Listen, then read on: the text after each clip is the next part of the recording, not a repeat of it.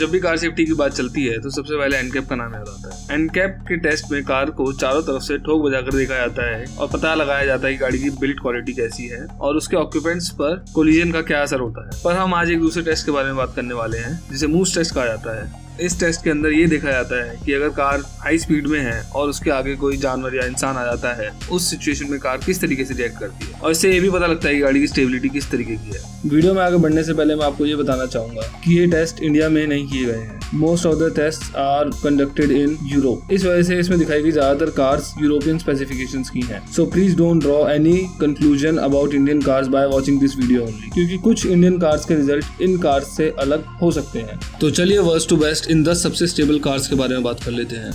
सबसे stable cars की list में 10th नंबर पर है निसान की किक्स।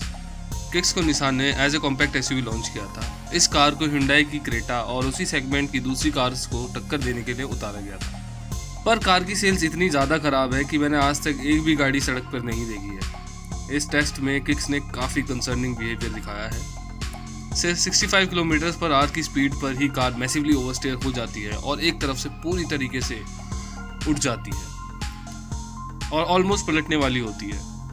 इस तरह का बिहेवियर बहुत ही कम कार्स में देखा गया है, बहुत ही रेयर है ऐसा होना।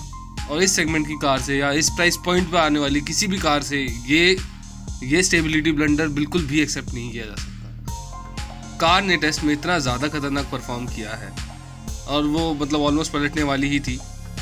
इसके चलते प्रोफेशनल टेस्ट ड्राइवर को भी अपनी आंखों के सामने मौत दिख जाती है। चलिए बढ़ते दूसरी गाड़ी की तरफ। नंबर 9 पर आती है सुजुकी की इग्निस। सुजुकी ने इग्निस को अल्ट्रा कॉम्पैक्ट एसयूवी तरीके से लॉन्च किया था। इग्निस सुजुकी का एक बेहतरीन प्रोडक्ट है, बावजूद इसकी सेल्स सुजुकी की बाकी गाड़ियों से काफ़ी कम ही रही है। इसका एक बड़ा कारण इसके रेयर एंड डिज़ाइन को माना जाता है। वैसे मुझे इसका डिज़ाइन तो ठीक ही लगता है। कार को इंडिया के कई न्यूट्रल रिव्यूअर्स से काफ़ी अच्छी रेटिंग्स दी है। चलो टेस्ट के बारे में बात कर लेते हैं। कार के टर्न लेने पर ample amount of body roll दिखाई देता है और कार ओवरस्टीयर भी हो जाती है। This type of behaviour from such a car is quite obvious. Being a tall by design, the center of gravity of the Ignis is high, which makes it a bit easier to topple. Even at the speed of 72 km/h, जो कि India में कई जगह city speeds हैं.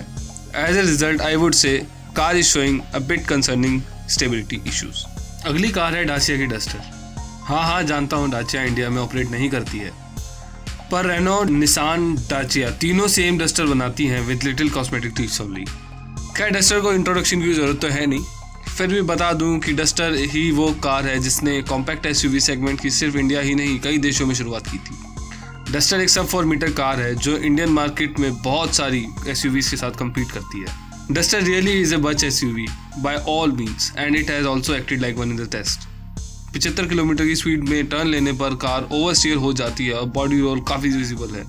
बावजूद इसके मेरा मानना है 75 किलोमीटर की स्पीड तक पहुंचना with this kind of suspension setup duster के लिए काफ़ी अच्छी बात है, क्योंकि एक डस्टर को कॉम्पैक्ट एसयूवी होने के बावजूद काफ़ी कैपेबल ऑफ रोडर माना जाता है और कैपेबल ऑफ रोडर्स अक्सर ऑन रोड कुछ ज़्यादा खास परफॉर्म नहीं करती है। बट स्टिल अगर डस्टर 75 किलोमीटर तक पहुंच पाती है in this test, it is a good sign. At 7th position it is S Cross. Again S Cross Suzuki के उन अच्छे प्रोडक्ट्स में से है जो मार्केट में सेल्स के लिहाज से ज़्यादा अच्छा नहीं कर पाए। एस-क्रॉस नेक्सा के शोरूम से निकलने वाली पहली कार थी and surely it was up to the mark. S Cross का वैसे तो कोई क्लियर कंपटीशन नहीं है, पर मैं मानता हूँ कि परफॉर्मेंस के मामले में ये गाड़ी क्रेटा को कुछ हद तक टक्कर देती है। इस टेस्ट में एस-क्रॉस बिना किसी कोन से टकराए 76 किलोमीटर/आवर की स्पीड तक जाने में कामयाब रहती है और बॉडी रोल भी काफ़ी कंटेन्ड ही है। और इस सेगमेंट की किसी भी कार से हम ज़्यादा बॉडी रोल की उम्मीद नहीं करते हैं। Overall car is pretty much stable I would say. 6ठे स्थान पर आती है Hyundai की ट्यूसॉन।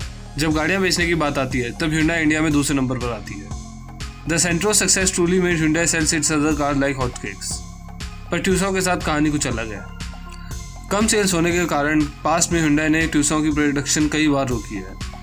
कार एक ओवरऑल अच्छी परफॉर्मर है और कार ने इस टेस्ट में ये प्रूव भी किया है। It was able to achieve 77 km/h of speed in this test. हालांकि अपने भारी वजन के कारण कार काफ़ी अंडरस्टीयर हो जाती है और बॉडी रोल भी काफ़ी दिखाई देता है, but still considering it is an SUV I would से car was pretty much stable and 77 km/h of speed for such tight turns is not less.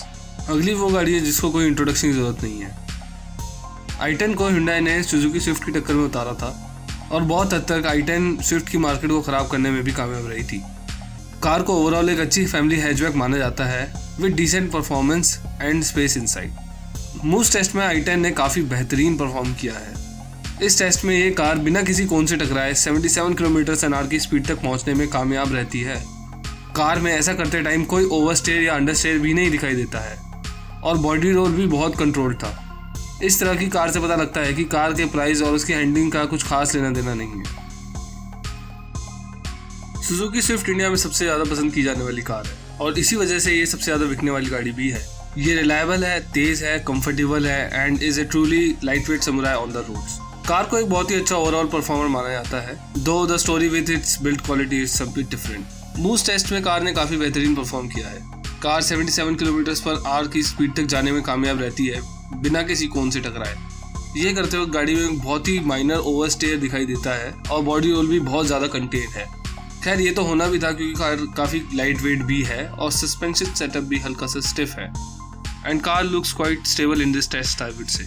Honda की सिविक को मूव्स टेस्ट में तीसरे नंबर पर देखना कोई बड़ी बात नहीं है। भले ही होंडा की कार मारुति की तरह माइलेज मशीन्स ना हो पर they are overall dynamically sound. World wide Honda की सिविक को अपने क्रेजी वीटेक इंजन और बेहतरीन हैंडलिंग के लिए जाना जाता है और इसके बढ़िया हैंडलिंग के कुछ नमूने इस टेस्ट में भी देखने को मिल सकते हैं। इस टेस्ट में कार 78 km की स्पीड तक जाने में कामयाब रहती है और इस प्रोसेस में कोई भी ओवरस्टेयर नहीं देखने को मिलता है।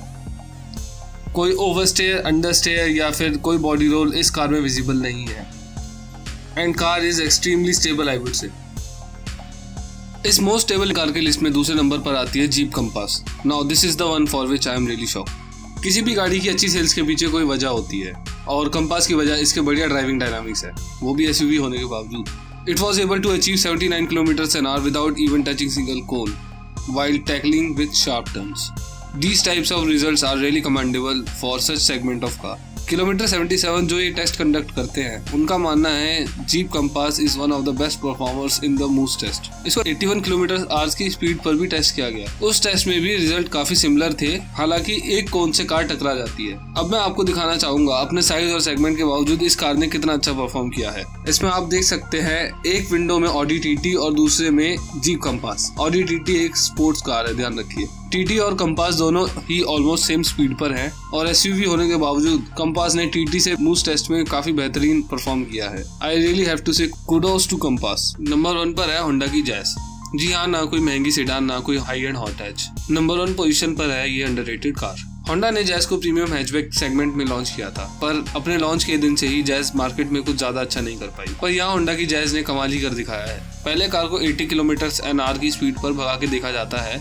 इतनी स्पीड पर होने के बावजूद भी कार बहुत ही आराम से कोन्स के बीच में से एक्सट्रीम टर्न लेते हुए निकल जाती है। इस प्रोसेस में बहुत ही माइनर सा बॉडी रोल देखने को मिलता है और किसी भी तरह का अंडरस्टे या ओवरस्टे नहीं दिखता। नाउ दिस टाइम कार को 85 km/h की स्पीड से चलाकर देखा जाता है और इस बार भी गाड़ी सभी एक्सट्रीम टर्न को पार करते हुए निकल आती है।